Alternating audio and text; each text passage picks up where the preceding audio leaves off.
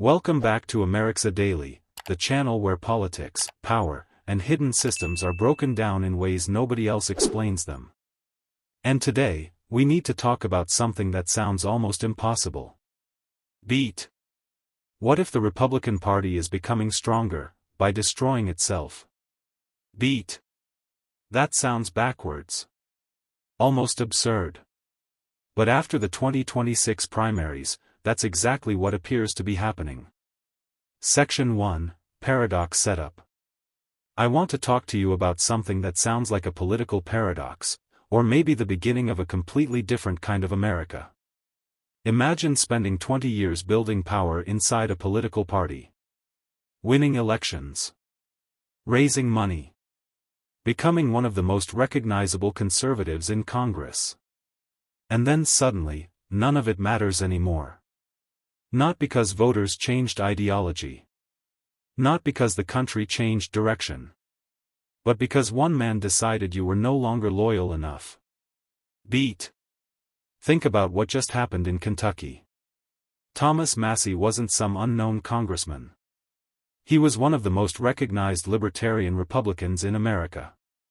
A guy who routinely won by massive margins. In some elections, by almost 30 points. And yet, after clashing with Donald Trump over spending bills, foreign policy, and loyalty, he was politically erased. Not by Democrats. By Republicans. And here's where it gets fascinating. This wasn't isolated. In just weeks, Trump-backed forces crushed multiple Republican state senators in Indiana. Bill Cassidy, a sitting senator who once voted to impeach Trump, suddenly became politically vulnerable. Mitch McConnell's entire political machine in Kentucky basically collapsed overnight. Meanwhile in Texas, John Cornyn, a four-term Republican senator who voted with Trump 99% of the time, is suddenly fighting for survival because 99% loyalty apparently isn't enough anymore. Think about that for a moment. What happens to a political party when absolute loyalty becomes more important than decades of service, conservative credentials, or even electability? Because traditionally, political parties work like coalitions. They survive by tolerating disagreement. Different wings. Different personalities. Different priorities. But what we're watching now feels different. This feels less like a coalition. And more like a movement centered around one gravitational force. And the strangest part? The Republican base seems to love it. Beat. So the question is, how can a party become more unified by purging itself? How can fear strengthen political loyalty? And why are politicians acting like survival depends less on voters, and more on staying personally aligned with Donald Trump? Because once you see the system underneath all this, you may realize these primaries weren't normal elections at all. They were loyalty tests. Section 2, the obvious answer and why it's wrong.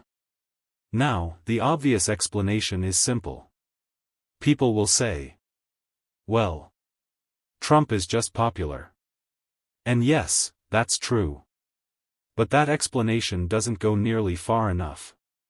Because popularity alone doesn't usually create this kind of political obedience. Think about previous presidents. George W. Bush was popular after September 11th. Barack Obama had enormous influence over Democrats. Ronald Reagan transformed conservatism. But even at their peak, members of their own party still openly disagreed with them without instantly risking political extinction. That's the key difference. Here's the intuitive way most people think politics works. Politicians represent voters. Voters choose leaders. Parties compete over ideas. Simple. But that model starts breaking apart when one individual becomes more influential than the party structure itself. Beat. Let's use a small-scale analogy. Imagine a company with hundreds of employees. Normally, employees answer to managers, departments, rules, and corporate systems. But suddenly, one executive becomes so powerful that every employee's future depends entirely on staying personally loyal to him. Not the company mission. Not the rules. Not performance. Just him. At that point, the organization stops functioning like a normal institution. It starts revolving around personal allegiance. And that's what makes these primaries so unusual. Take John Cornyn. The man supported Trump almost all the time. 99% alignment. In almost any political era, that would guarantee safety. But because he hesitated during key moments, because he worked with Democrats on gun legislation, because he wasn't fully aligned during Trump's toughest political battles. Now he's vulnerable. Here's the twist. The issue isn't ideology anymore. It's emotional loyalty. And emotional loyalty operates by completely different rules. Think about Thomas Massie again. Massie is actually very conservative. In many ways, more traditionally conservative than some Trump allies. But he challenged Trump publicly. And in today's Republican ecosystem, public disagreement can outweigh ideological agreement. That sounds irrational at first. But politically, it's incredibly powerful. Because fear creates discipline faster than persuasion ever could. Beat. And once politicians realize that, behavior changes instantly. Section 3, Layer by Layer Reveal. Layer 1, Trump versus Institutions. Let's start with the first layer. This isn't just Trump fighting politicians. It's Trump replacing institutions with personal influence. For decades, Republican politics ran through systems. Committee leaders. Party leadership. Major donors. Senators like Mitch McConnell. McConnell especially represented the old Republican structure. Quiet power. Strategic influence. Institutional control. But look at what just happened. Every major Kentucky Senate candidate had connections to McConnell. And yet none of that mattered once Trump entered the race. His endorsement alone reshaped the field. One candidate dropped out entirely after Trump intervened. Another candidate abandoned previous alliances and fully embraced MAGA politics. And McConnell himself? Silent. Think about how extraordinary that is. A man once considered the most powerful Republican in Washington now appears almost politically irrelevant inside his own state. Beat. Here's where it gets fascinating. Trump's power doesn't flow through traditional institutions anymore. It flows directly through voters. That bypass changes everything. Because politicians no longer fear party leadership first. They fear becoming Trump's next target. And once fear becomes the organizing principle of a political movement, the structure transforms. Layer 2, the voters become the enforcement mechanism. Now let's go deeper. People often imagine Trump is controlling voters. But the reality is more complicated. In many ways, voters themselves are now enforcing loyalty. That's the real engine behind all this. Look at Kentucky's 4th District. Massie had money. Recognition. Incumbency. A strong conservative record. Normally, that combination is almost unbeatable. But Republican voters sided with Trump anyway. Why?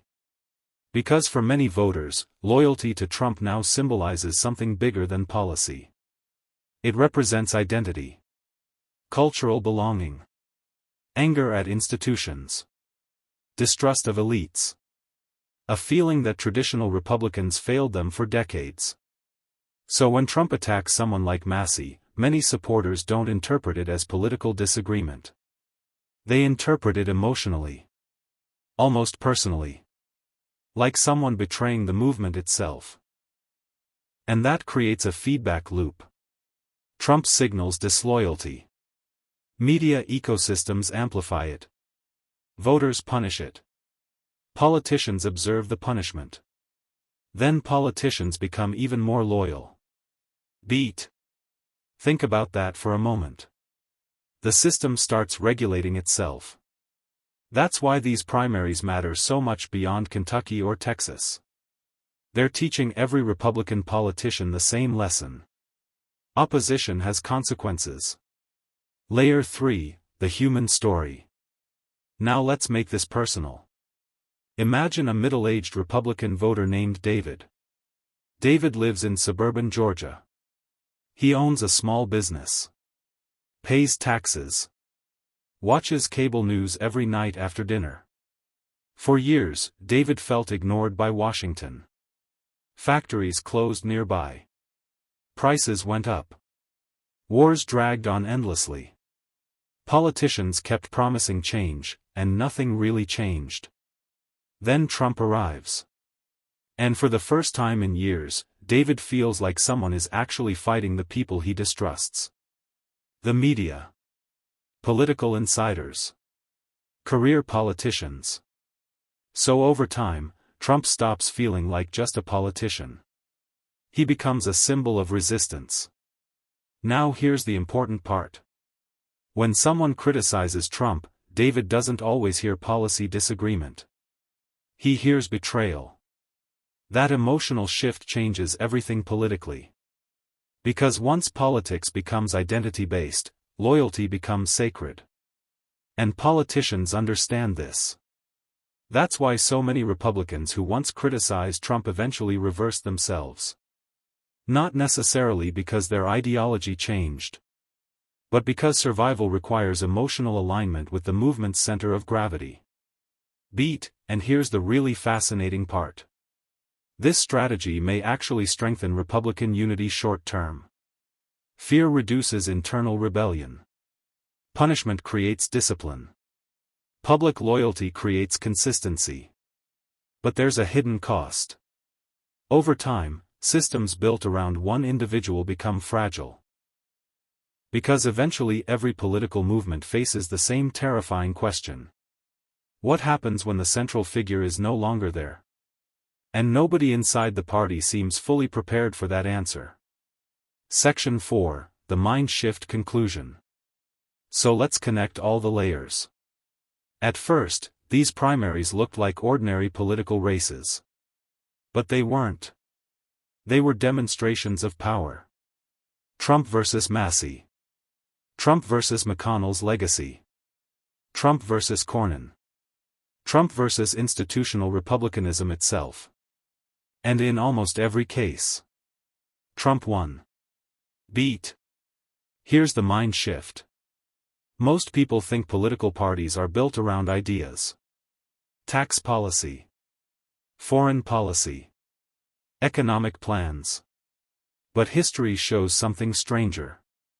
Parties often reorganize themselves around emotion, identity, and power long before voters realize it's happening.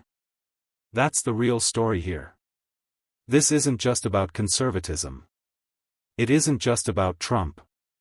It's about how modern politics is evolving into something more personal, more emotional, and in some ways, more tribal than ideological. And once that transformation begins, institutions start weakening. Because loyalty to systems gets replaced by loyalty to individuals. Think about how fast this happened. A former president leaves office. Returns. And within a few years, senators, governors, congressmen, donors, and entire political careers are orbiting around his approval. That level of influence is rare in American history. And whether people love it or fear it, it changes the rules for everyone. Because now politicians aren't simply asking, what policies do voters want? They're asking, will Trump approve? And that's a completely different political system. The real lesson of these primaries isn't that Trump controls the Republican Party. It's that the Republican Party may have fundamentally transformed into something built around personal loyalty itself. And once you see politics through that lens, you stop viewing elections as simple contests between ideas. You start seeing them as struggles over identity, allegiance, and emotional power. And that may completely change how you see American democracy from this point forward. If you enjoyed this breakdown, Subscribe to Amerixa Daily for more deep dives into politics, power, media, and the hidden systems shaping the world around us. And remember, the biggest political changes usually happen long before most people realize the rules have already changed. Beat. I'll see you in the next one.